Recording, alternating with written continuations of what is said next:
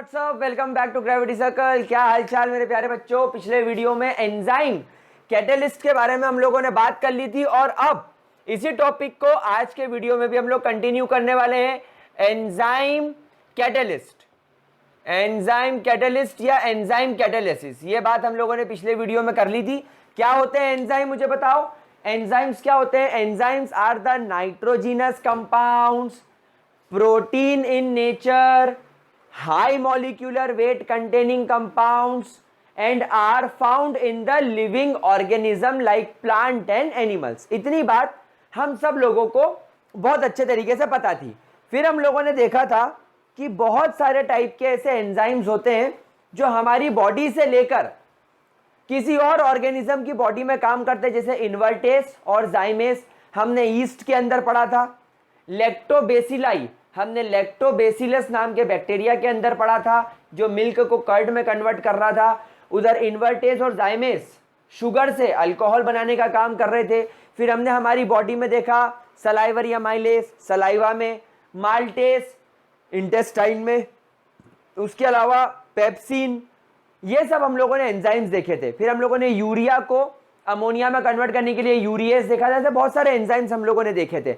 अब हम आज के वीडियो में एंजाइम के कैरेक्टरिस्टिक्स की बात करेंगे। तो in this video we are going to talk about enzymes characteristics, यानी कि एंजाइम के क्या कैरेक्टरिस्टिक्स हो सकते हैं, एंजाइम्स के क्या कैरेक्टरिस्टिक्स हो सकते हैं जो उनको इतना खास बनाते हैं। सबसे पहला और सबसे इंपॉर्टेंट कैरेक्टरिस्टिक जो हमारे एंजाइम का होता है, विच इज हाईली एफिशिएंट। सबसे पहला और सबसे important point, it is highly efficient. Now what do you mean by highly efficient? मेरे प्यारे बच्चों, ये इतना खतरनाक होता है कि एक एंजाइम का मॉलिक्यूल 1 मिनट में 10 लाख रिएक्टेंट के मॉलिक्यूल्स को कैटेलाइज करके प्रोडक्ट में बदल सकता है। समझ में आ रही है बात? तो इसका मतलब हम लोग यहां पर लिख सकते हैं that one molecule of enzyme can catalyse 1 million. हमारी बुक में 1 मिलियन लिखा हुआ है, लेकिन 1 मिलियन का मतलब क्या होता है? 10 lakhs।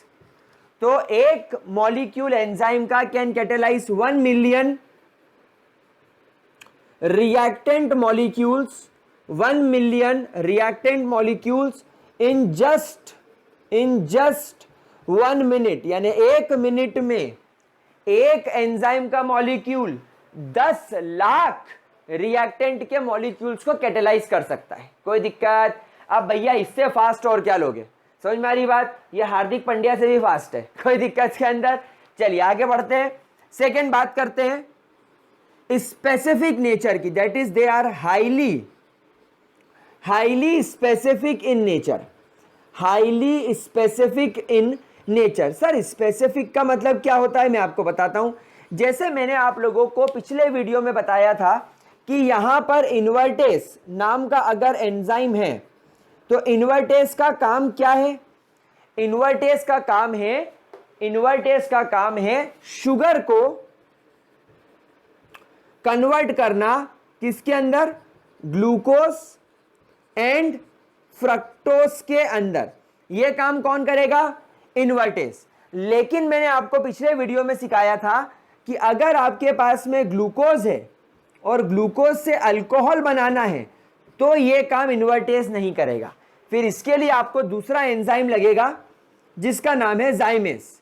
तो यहां पर आप क्लियरली इस चीज को ऑब्जर्व कर सकते हो कि इन्वर्टेस एक ही काम करेगा, शुगर को ग्लूकोज में तोड़ने का। जाइमेस एक ही काम करेगा, ग्लूकोज को अल्कोहल में तोड़ने का। मतलब आप ये सोचो कि जाइमेस शुगर को ग्लूकोज में तोड़ दे तो आपको एक ही चीज बोलनी पड़ेगी, ना ना ना ना, ऐसा नहीं होगा। इन्वर्टेस ग्लूकोज को अल्कोहल में कन्वर्ट कर, ना ना ना ना। क्या मतलब? हर एक एंजाइम का एक ही फंक्शन होता है, इसीलिए इनको हाईली स्पेसिफिक इन नेचर बोला जाता है। कोई दिक्कत इसके अंदर? कोई परेशानी? पक्की बात। तो आप इसके लिए यहां पर क्या पॉइंट लिख सकते हैं, that every enzyme can only involve और can only catalyse one reaction. सिर्फ एक रिएक्शन में ही ये पार्टिसिपेट कर सकते हैं, ऐसा नहीं कि 10 जगह काम कर रहे हो। समझ में आ रही बात, बिल्कुल स्पेसिफिक, जहां बोल के कर, मतलब जहां बोल के निकले वहीं पहुंचे। आप लोगों की तरह नहीं है ये कि घर से बोल के निकले कोचिंग जा रहे हो और बैठे हैं कैफे में, ऐसा नहीं करते हैं ये लोग। चलिए थर्ड पॉइंट क्या है, they works at optimum temperature. Now what is optimum temperature? Sir थोड़ा इसके बारे में बताओ। मैं आपको इसके बारे में बताऊंगा, क्या है इसका मतलब। ऑप्टिमम टेम्परेचर का मतलब क्या है, देखो आप लोगों ने देखा होगा कि जब तबीयत वगैरह खराब होती है, जब बुखार वगैरह ज्यादा आ जाता है तो बॉडी का टेम्परेचर बढ़ जाता है। जब बुखार आता है तो बॉडी का टेम्परेचर बढ़ जाता है। उस वक्त क्या होता है, आपने 100% फील किया होगा, आपको भूख लगना कम हो जाती है।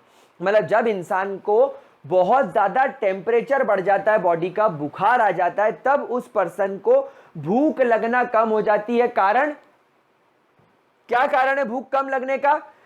कारण यह है कि जब बॉडी का जो ऑप्टिमम टेम्परेचर होता है, हमारी बॉडी का जो ऑप्टिमम टेम्परेचर होता है वो देखा गया है 310 केल्विन्स, यानी कि इसको आप 37 डिग्री सेल्सियस बोल सकते हो। It is the optimum temperature of body, it is the optimum temperature of human body. ये आपकी ह्यूमन बॉडी का एक ऑप्टिमम टेम्परेचर है। और ये पाया गया कि एक एंजाइम 298 से लेकर 310 केल्विन्स के बीच में बेस्ट परफॉर्मेंस देता है, इसकी परफॉर्मेंस बेस्ट हो जाती है। दैट मीन्स अगर आपके एंजाइम को 25 डिग्री सेल्सियस से लेकर, नहीं 25 नहीं होगा, हाँ सही बोला, 25 डिग्री सेल्सियस से लेकर 37 डिग्री सेल्सियस के बीच में अगर रखा जाए तो एक एंजाइम बेस्ट परफॉर्मेंस देगा। लेकिन जब हमें बुखार आ जाता है तो हमारी बॉडी का टेम्परेचर 37 से बढ़ के 39, 40, 41 तक चला जाता है। तो अगर टेम्परेचर इस रेंज से ज्यादा हो गया या इस रेंज से कम हो गया तो हमारी बॉडी में ये एंजाइम काम करना कम कर देते हैं, इनकी एफिशिएंसी डिक्रीज हो जाती है। दैट मीन्स जो काम एंजाइम इस रेंज में इतने टेम्परेचर के बीच में कर सकता था और बेस्ट इस पर कर सकता था, वो 39 पर 40 पर नहीं कर पाएगा, वो 24 23 पर नहीं कर पाएगा। तो जब आपको भूख लगना कम हो जाती है बुखार में, उसके पीछे रीजन क्या है, एंजाइम काम नहीं कर रहा है। आपकी बॉडी में खाना पचाने के लिए एंजाइम की जरूरत है, लेकिन एंजाइम अगर ठीक से काम करना बंद कर दे तो खाना ठीक से डाइजेस्ट नहीं होगा, उस वजह से आपको भूख कम कर लगने लग जाएगी। क्या बात समझ में आ रही? तो ऑप्टिमम टेम्परेचर का मतलब क्या होता है, एक ऐसा टेम्परेचर जिस पर एंजाइम की एक्टिविटी हाईएस्ट हो, एंजाइम अपनी एक्टिविटी को सबसे बेस्ट तरीके से दे पाए, उस टेम्परेचर को क्या बोलते हैं, ऑप्टिमम टेम्परेचर। और हम लोगों ने क्या देखा कि कोई भी एक एंजाइम का बेस्ट परफॉर्मेंस इस रेंज पर निकल कर आता है। कोई दिक्कत प्यारे बच्चों इसके अंदर, किसी तरीके की कोई समस्या? पक्की बात, आगे चलिए नेक्स्ट पॉइंट बात करते हैं, ऑप्टिमम पीएच। ऑप्टिमम पीएच, जैसा मैंने बोला कि एंजाइम्स बड़े सेंसिटिव होते हैं टेम्परेचर के लिए, मतलब एंजाइम की सेंसिटिविटी एक स्पेसिफिक टेम्परेचर पर होती है, ठीक उसी तरह पीएच के लिए भी एंजाइम सेंसिटिव होते हैं। किसी भी एंजाइम को बेस्ट वर्क करने के लिए जो ऑप्टिमम पीएच होता है वो 5 to 7 होता है। 5 to 7 is the optimum range, यानी स्लाइटली एसिडिक से लेकर न्यूट्रल के बीच में, is the optimum pH eight which enzyme shows it's best activity. Enzyme अपनी बेस्ट एक्टिविटी को इतनी रेंज पर शो करता है। दैट मीन्स अगर आपकी बॉडी में कोई बैक्टीरियल इंफेक्शन हो जाए, कोई वायरल इंफेक्शन हो जाए, कोई पैथोजन घुस जाए जो आपकी बॉडी के पीएच के साथ खिलवाड़ कर रहा है, तो फिर ये एंजाइम वर्क करना बंद कर देते हैं, वर्क करना कम कर देते हैं, जिससे आपकी बॉडी के ऊपर असर दिखने लगता है। तो अगर आप लोगों को एक एंजाइम को बहुत अच्छे तरीके से वर्क कराना है तो मैक्सिमम, सारे नहीं बोलूंगा मैं, मैक्सिमम एंजाइम इस रेंज पर काम करते हैं। यानी पीएच की रेंज आपको 5 to 7 रखनी है और टेम्परेचर की रेंज आपको 298 केल्विन से लेकर 310 केल्विन रखनी। फटाफट से जरा इसका नोट कर लो, फटाफट नोट कर लो, ठीक है। इधर के 2 रब कर ले, चलिए बहुत बढ़िया। देन आगे बढ़ते हैं और अब हम लोग यहां पर बात करते हैं coenzymes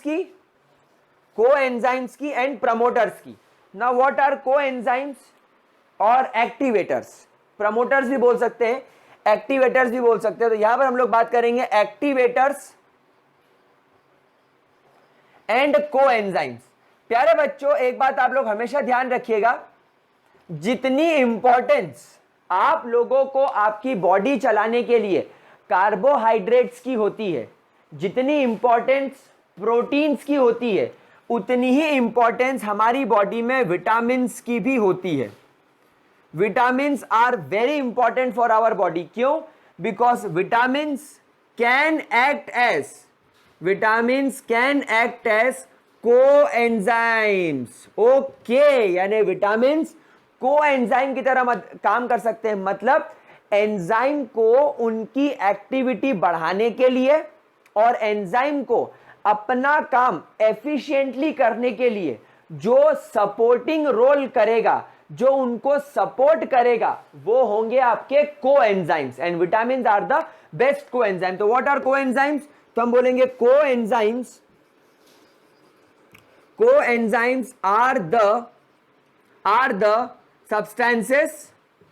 are the substances basically क्या होते हैं? ये विटामिन्स देखे गए हैं, विटामिन्स that helps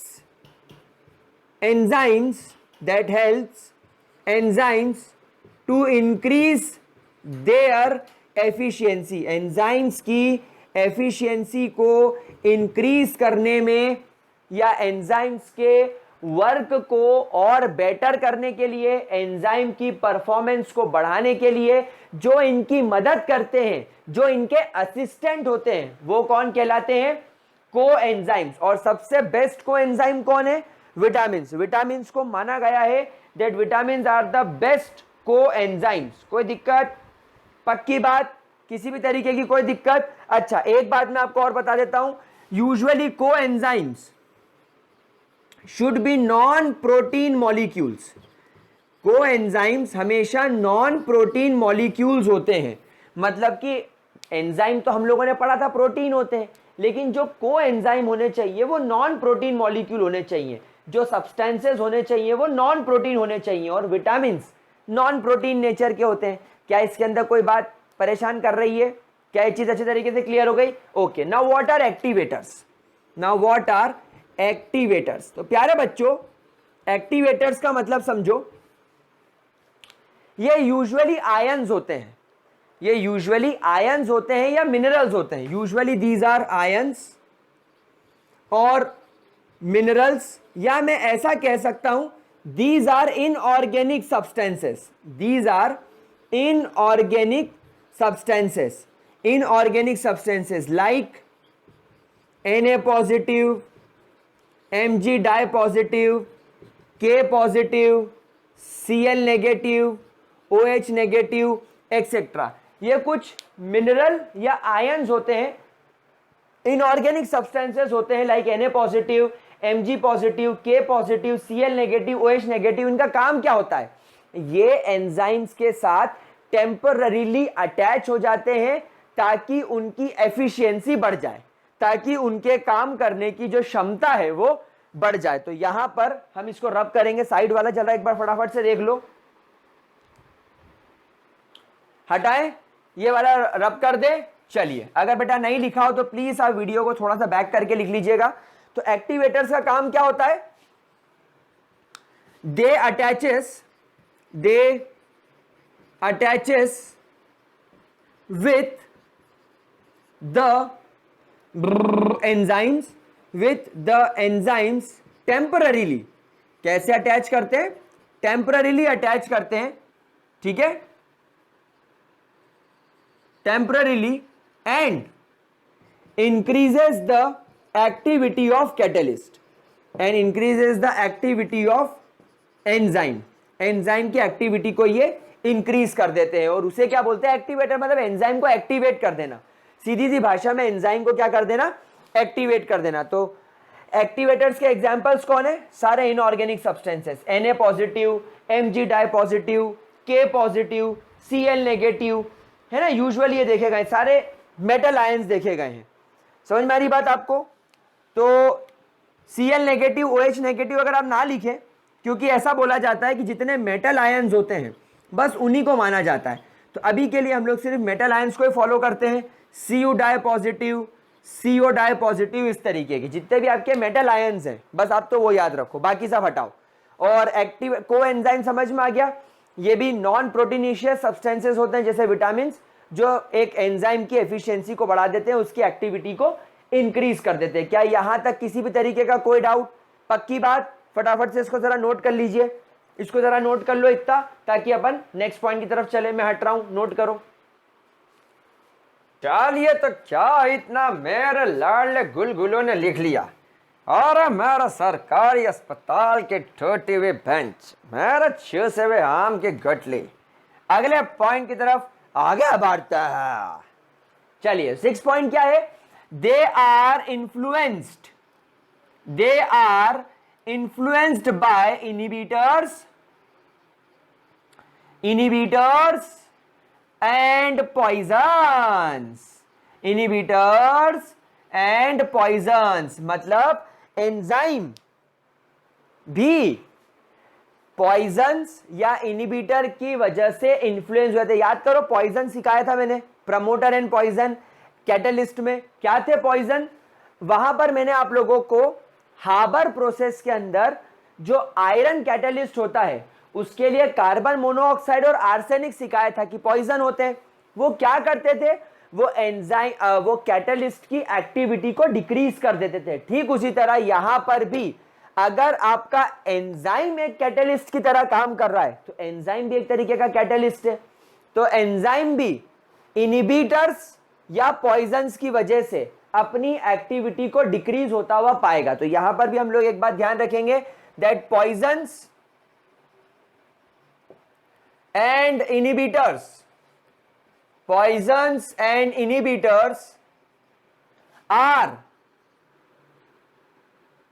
या poisons and inhibitors decreases the activity, सीधी सी भाषा में लिखो ना, काहे को इतना ज्यादा प्रपंच करो, decreases the activity of the enzymes.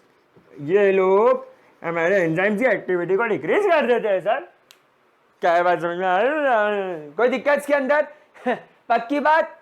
तो एंजाइम्स की एक्टिविटी को जो डिक्रीज कर दे वो है पॉइजन। याद करो, सूर्यवंशम, खीर जहर वाली, अमिताभ बच्चन जहर वाली खीर खा लेता है, वही पॉइजन यहां पर हमारे एंजाइम्स के लिए भी काम कर रहे हैं। यहां पर क्या होगा, जैसे ही पॉइजन या इनिबिटर एंजाइम के कांटेक्ट में आया उसकी एक्टिविटी कम हो जाएगी। सर हमारी बॉडी में पॉइजन का काम कौन करते हैं? एग्जाम्पल्स, जो मेडिसिन आप लोग खाते हो और जो ड्रग्स मार्केट में आते हैं उन्हें बोला जाता है कि ये पॉइजन का काम करते हैं। बहुत बेसिक सा एग्जांपल देखो, मैं आपको बताता हूं, बहुत बेसिक सा एग्जांपल मैं आपको बताता हूं। हमारी बॉडी में, पेट में कुछ एंजाइम्स होते हैं, COX-1, COX-2। जब हमारी बॉडी में दर्द होता है तो ये ज्यादा अमाउंट में बढ़ जाते हैं, तो जो आप पेन किलर खाते हो वो इन्हें कम करते हैं। क्या बात समझ में आ रही है? तो पेन किलर आया और एक पॉइजन की तरह उसने इन एंजाइम्स पर काम करा। जैसे ही वो आया उसने ये COX-1, COX-2 पे अटैक किया और पॉइजन की तरह काम किया, तो वो एंजाइम की एक्टिविटी कम हो गई। वो एंजाइम का काम क्या था? आपकी बॉडी में दर्द क्रिएट करना। तो आपकी बॉडी के दर्द को कम करने के लिए हमने मेडिसिन खाई, तो मेडिसिन ने काम कैसे किया? पॉइजन की तरह। तो घबराओ मत, हर बार पॉइजन बुरा काम नहीं करेगा, हमारी बॉडी में कभी कभी पॉइजन अच्छा काम भी कर सकता है। खैर उतना डिटेल में जाने की जरूरत नहीं है। फार्मेसी करना है क्या? नहीं करना ना, बस ठीक है, इतना लोड मत लोड, जब करना भी होगी तो फार्मेसी में पढ़ना, अभी क्यों पढ़ना। समझ में आ रही बात? चलो इतना नोट कर लो, फिर इसको रब करके अब हम लोग चलेंगे लॉक एंड की मैकेनिज्म की तरफ। इतना जरा छाप लो। चलो हो गया गाइस, मिटाए। अरे बजने दे थड़क थड़क ढोल ताश धड़क धड़क भंडारा छिड़क छिड़क मल्हारी खड़क थड़क मड़क सानी चटक मटक वटक सानी दुश्मन की देखो जो फट दौली। बजने दे थड़क थड़क ढोल ताश धड़क धड़क। चलो आगे बढ़ते हैं और अब हम लोग यहां पर बात करते हैं एंजाइम कैटालिसिस।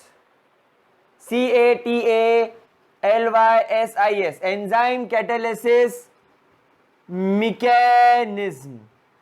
इसे एक और नाम दिया जाता है, that is called as lock and key. किसकी? Lock and key mechanism. कितना मजा आया, ठरकियों के चेहरे पे खुशी आ गई जैसे ही मैंने बोला किसकी। बहुत सारे बच्चों ने कुछ सोचा होगा, मैं नहीं बोलूंगा यहां पे। चलिए, तो एंजाइम कैटालिसिस मैकेनिज्म, यानी एक एंजाइम किस तरीके से काम करता है, इसको समझने के लिए लॉक एंड की को समझना जरूरी है। देखो बेटा, जिस तरीके से एक ताले की एक स्पेसिफिक चाबी होती है, देखो अभी मैंने आपको सिखाया था कि जो अपने एंजाइम्स होते हैं they are highly specific in nature. These enzymes are highly specific in nature. Specific in nature होने का मतलब होता है कि ये सिर्फ एक ही प्रकार के केमिकल रिएक्शन में पार्ट लेगा। अपन इसको जरा और ज्यादा डिटेल में जाकर समझें तो एक ही प्रकार की केमिकल रिएक्शन में पार्ट करेगा, मतलब ये सिर्फ और सिर्फ एक ही टाइप के रिएक्टेंट के साथ अटैचमेंट शो करेगा। मतलब एक एंजाइम सिर्फ और सिर्फ एक रिएक्टेंट के साथ ही जुड़ सकता है। तो क्या इस चीज को मैं लॉक एंड की तरह नहीं मान सकता? जिस प्रकार हर लॉक की एक स्पेसिफिक चाबी होती है, आई रिपीट, जिस प्रकार हर लॉक की एक स्पेसिफिक चाबी होती है, उसी प्रकार हर रिएक्टेंट का एक स्पेसिफिक एंजाइम होता है। इस बात को यहां पर मैं स्टार बना के लिखवा देता हूं, वैसे आपको ये कहीं देखने को नहीं मिलेगा, बट आप लोग ध्यान रखना। जस्ट लाइक एवरी की, नहीं किसकी, just like every lock, just like every lock have a specific की,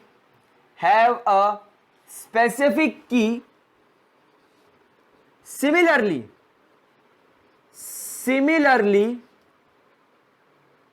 every reactant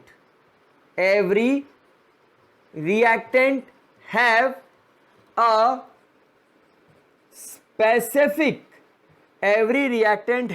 specific enzyme।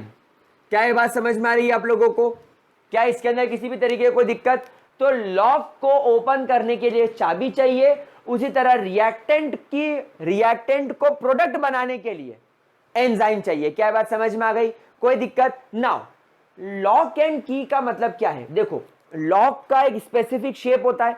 मैं बाहर के शेप की नहीं बात कर रहा हूं, मैं अंदर का शेप की बात कर रहा हूं।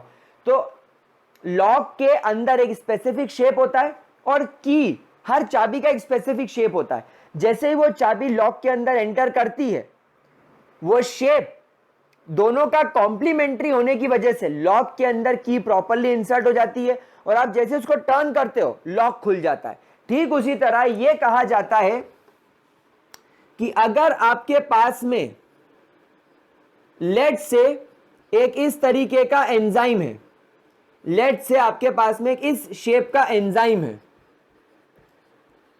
तो ये एंजाइम हमेशा ध्यान रखिएगा एक इसके इस प्रकार कॉम्प्लीमेंट्री शेप वाले रिएक्टेंट के साथ ही रिएक्ट करेगा। अब एक बात ध्यान रखो प्यारे बच्चों, ये ज्यादा बन गया, ज्यादा हो गया, जोश जोश में ज्यादा बना दिए। ए आए देखो गलत बनाया है, ताले देखो आता नहीं है पढ़ाना, क्यों आता है, भाग भाग भाग ब्र, ब्र, ब्र, ब्र। तो ये हो गया एंजाइम। और बेटा यहां पर एंजाइम और इसको अपन मान लेते हैं रिएक्टेंट। क्या यहां तक किसी प्रकार का कोई डाउट? क्या यहां तक किसी भी तरीके की कोई दिक्कत? पक्की बात, एंजाइम समझ में आ गया, रिएक्टेंट समझ में आ गया। नाउ एंजाइम्स की भाषा में हम लोग रिएक्टेंट को एक नया नाम दे देते, that is called as substrate, SUBSTRATE, substrate. तो एंजाइम और सबस्ट्रेट, आप दोनों का शेप देखा आपने कितना कॉम्प्लीमेंट्री है। अब क्या होगा, ये रिएक्टेंट जाएगा और अपने एंजाइम पर जाकर अटैच हो जाएगा। तो जब ये अटैच होगा तो आपको ये कुछ इस प्रकार दिखेगा, जरा ध्यान से देखिए, ये देखो। तो आपको ऐसा लगेगा कि ये आपका एंजाइम आपके सबस्ट्रेट के साथ जुड़ गया है। क्या ये बात समझ में आ रही है आप लोगों को? तो हम इस कॉम्प्लेक्स को बोलेंगे एंजाइम सबस्ट्रेट कॉम्प्लेक्स। क्या कहलेंगे? Enzyme substrate complex. अब यहां पर क्या होगा, अब यहां पर एंजाइम अपना काम करना चालू करेगा। भाई एंजाइम का काम क्या है? कैटालिसिस करना, रिएक्टेंट्स को काय में बदलना, प्रोडक्ट में। तो अब आप यहां पर देखेंगे कि एंजाइम ने अपनी एक्टिविटी शुरू कर दी है और यहां पर आपके जो सबस्ट्रेट है उसको उसने इस तरीके से देखो ब्रेक कर दिया है और यहां पर अब आपको ये P दिख रहा है ना। What is P? P बन गया तो अड्डा प्रोडक्ट, और जी क्या बन गया? प्रोडक्ट। तो ये हो गया एंजाइम प्रोडक्ट कॉम्प्लेक्स। मेरे लाडलो, मेरे राज दुलारो, मेरे गोलू मोलू बच्चों, क्या बात समझ में आई? क्या बोला मैंने? एंजाइम का स्पेसिफिक शेप होता है, रिएक्टेंट का शेप और एंजाइम का शेप एक दूसरे के लिए कॉम्प्लीमेंट्री होता है। अगर यहां पर एंजाइम का कोई और शेप होता, इमेजिन करो यहां पर एंजाइम का ऐसा शेप होता, तो क्या ये एंजाइम इस पर फिट बैठ पाता? ना ना ना ना। क्या अगर एंजाइम का ऐसा शेप होता तो ये इस पर फिट बैठ पाता? ना ना ना ना। क्या एंजाइम का ऐसा शेप इस पर फिट बैठ पाता? ना ना ना ना। मैं तेरा बॉयफ्रेंड, तू मेरी गर्लफ्रेंड। समझ में आ रही बात? कोई भी दिक्कत? ना ना ना ना। आगे बढ़ते हैं। तो अब जैसे एंजाइम ने अपना काम कर दिखाया, वो तुरंत अलग, देखो एंजाइम बाहर निकल गया और ये रहे आपके प्रोडक्ट्स, ये रहे आपके प्रोडक्ट्स जो कि पूरी तरीके से अलग हो गए। तो बेसिकली एक बड़े रिएक्टेंट को छोटे छोटे पार्ट्स में तोड़ना आप चाहते थे, जो आपने किसकी मदद से करा? एंजाइम की मदद से करा। शायद हम शुरू से यही कर रहे हैं, एक बड़े शुगर के मॉलिक्यूल को ग्लूकोज और फ्रुक्टोज के मॉलिक्यूल में तोड़ने का काम कर रहे थे। याद करो, अगर आपके पास में C12H22O11 है और यहां पर लेट से ये आपका अमाइलेज है, नहीं अमाइलेज तो ये काम करता ही नहीं है, अपन यहां पर इन्वर्टेज ले लेते हैं, ये आपका इन्वर्टेज है। तो इन्वर्टेज क्या करेगा? इसके साथ कंबाइन करेगा और अल्टीमेटली यहां पर क्या दे देगा? C6H12O6 plus C6H12O6। तो ये इस तरीके से आपका एंजाइम हमेशा काम करता है। तो क्या इसके अंदर किसी भी तरीके की कोई भी दिक्कत? जरा इसको फटाफट छापो, फिर अपन इसे कुछ बेसिक पॉइंट्स लिख लेते हैं और ये टॉपिक को खत्म करते हैं। छापो छापो। हो गया गाइस? कोई दिक्कत? पक्की बात? चीते की चाल, बाज की नजर, बाजीराव की तलवार और मृत्युंजय सर की केमिस्ट्री पर कभी संदेह नहीं करते, कभी भी मात दे सकती है। चलो, तो यहां पर हम लोग इस थ्योरी को शॉर्ट फॉर्म में लिख लेते हैं। सो एंजाइम प्लस सबस्ट्रेट, सबसे पहले आप लोगों को एंजाइम सबस्ट्रेट कॉम्प्लेक्स बनाकर देंगे, फिर एंजाइम इस सबस्ट्रेट को प्रोडक्ट में कन्वर्ट कर देगा, तो ये बन जाएगा आपका enzyme product complex and ultimately enzyme अलग हो जाएगा और प्रोडक्ट अलग हो जाएगा। क्या मेरे प्यारे बच्चों को इसके अंदर किसी भी तरीके की, आई रिपीट, किसी भी तरीके की कोई भी दिक्कत? अच्छा, एक बात मैं आपको और बता दूं, ऐसा कभी मत सोचना कि सबस्ट्रेट प्रोडक्ट में टूटता है। कभी कभी एंजाइम जोड़ने का भी काम करता है, हाँ, मतलब ऐसा नहीं है कभी कभी एंजाइम जोड़ने का भी काम करता है। फॉर एग्जाम्पल ये देखो, चलो ये एक अपन ने एंजाइम पकड़ लिया, ये एंजाइम है, ठीक है, ये आपके दो प्रोडक्ट्स हैं, समझना, ये आपके प्रोडक्ट्स सॉरी ये आपके सबस्ट्रेट्स हैं। तो पहले एंजाइम और सबस्ट्रेट जुड़ जाएंगे, तो ये देखो ये आपके एंजाइम में सबस्ट्रेट जाकर जुड़ गए, ये सबस्ट्रेट और ये एंजाइम, फिर ये एंजाइम क्या करेगा, इनको चिपका देगा। अब आपको यहां पर ये कुछ ऐसे दिखेंगे, ये देखो ये यहां से चिपक गए, तो अब ये प्रोडक्ट बन गए। और जब एंजाइम ने देखा कि प्रोडक्ट बन गए, अपने को अलग हटना है, एंजाइम अलग हट जाएगा और प्रोडक्ट आप लोगों को ऐसा दिखेगा, देखो ये। तो यहां पर आपका जो प्रोडक्ट है वो ज्वाइन हो गया, मतलब छोटे छोटे रिएक्टेंट जुड़कर एक बड़ा प्रोडक्ट बन गया। तो ऐसा भी हो सकता है, ऐसा कभी मत सोचना कि जो सर ने पहले डायग्राम बनाया था बस वही पॉसिबल है, ये भी पॉसिबल है, कोई दिक्कत इसके अंदर, किसी भी तरीके की कोई परेशानी, पक्की बात। तो ये थी आपकी एंजाइम कैटालिसिस मैकेनिज्म। मैं ये चाहूंगा कि इसकी थ्योरी मेरे प्यारे बच्चे अपनी भाषा में लिखें, क्योंकि अपनी भाषा में इसको समझाना हमारे लिए ज्यादा इजी होता है। कोई दिक्कत इसके अंदर? वैसे चलो मैं कुछ स्टेटमेंट लिखवा देता हूं। सबसे पहले क्या होगा, enzyme combines with substrate, enzyme combines with substrate that are complementary to its shape, just like lock and key. Second, enzyme substrate complex is formed. फिर क्या होगा, enzyme converts substrate into product, ठीक है। एंड मैं यहां पर continuation में लिख रहा हूं, and forms enzyme product complex, and finally enzyme leaves the product, enzyme leaves the product. क्या इसके अंदर किसी भी तरीके की कोई भी परेशानी? क्या इतनी बात अच्छे तरीके से क्लियर हो गई मेरे प्यारे बच्चों को? क्या ये पॉइंट सारे के सारे क्लियर है? ठीक है, इसको जरा फटाफट से स्क्रीनशॉट ले लो ताकि मैं इसको रब करके एक लास्ट और एक बहुत जरूरी बात बताऊं, जरा इसको फटाफट नोट करो। अब बहुत बड़ा क्वेश्चन ये आता है कि सर एंजाइम और रिएक्टेंट आपस में कनेक्ट कैसे होते हैं?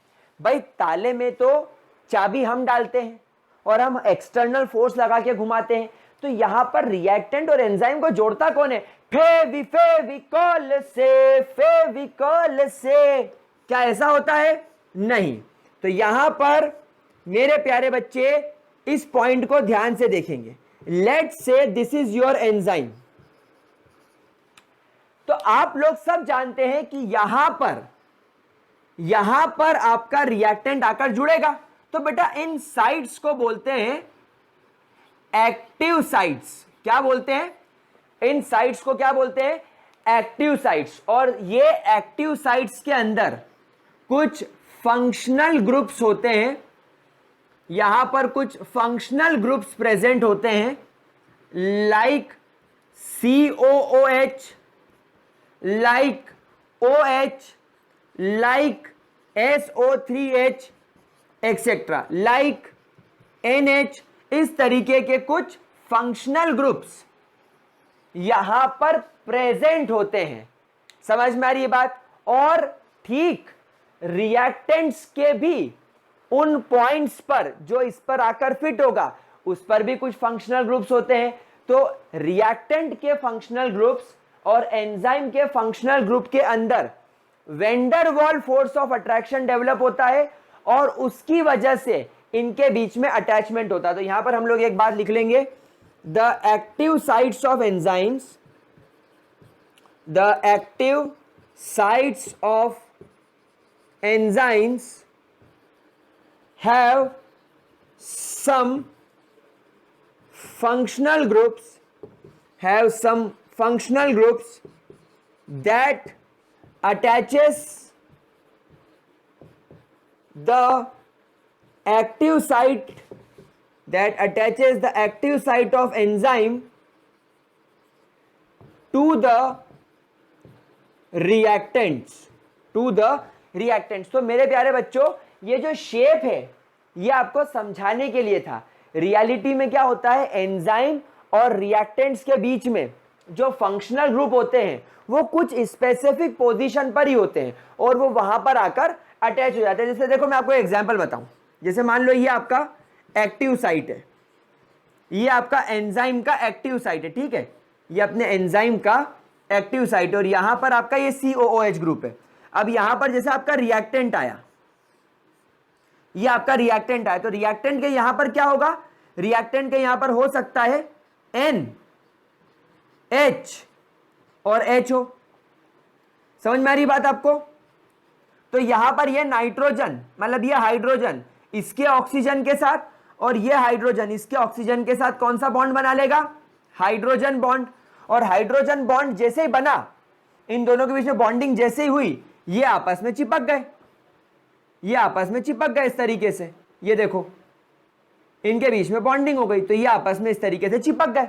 क्या बात समझ में आ रही है? तो इस तरीके से एक्टिव साइट्स जहां पर फंक्शनल ग्रुप होता है, एक्टिव साइट्स एंजाइम की जिनमें फंक्शनल ग्रुप होता है वो रिएक्टेंट के साथ बॉन्डिंग बनाती है। तो रिएक्टेंट की सरफेस पर भी फंक्शनल ग्रुप होने चाहिए और एंजाइम के इन कैविटीज के अंदर, ये जो कैविटी है, ये जो गड्ढे हैं, यहां पर भी फंक्शनल ग्रुप होने चाहिए और दोनों एक दूसरे के साथ कोई ना कोई टाइप का वेंडर वॉल्व अट्रैक्शन बनाना चाहिए, जैसे hydrogen bonding, dipole dipole interaction, तब जाकर इसके अंदर क्या होता है, अटैचमेंट होता है। क्या बात समझ में आ गई? तो गाइस बस ये था हमारा एंजाइम कैटालिसिस, एंजाइम्स के characteristics and lock and key mechanism. तो गाइस यहां पर हमारा ये टॉपिक खत्म होता है। अब हम लोग अगले क्लास से पढ़ना शुरू करेंगे कोलॉइड्स, ठीक है। तो वो हमारे सरफेस केमिस्ट्री का एक नया पार्ट है, एक बड़ा इंटरेस्टिंग पार्ट है, थ्योरेटिकल पार्ट है, तो हम देखना स्टार्ट करेंगे। लेकिन अगर यहाँ तक आप लोगों को सब कुछ समझ में आ गया तो कमेंट करके मुझे बताइएगा, वीडियो को लाइक कीजिएगा और ग्रेविटी सर्कल को सब्सक्राइब करना मत भूलिएगा। मैं जा रहा हूँ मेरे जादू के पास, तब तक के लिए bye bye guys, have a very great day.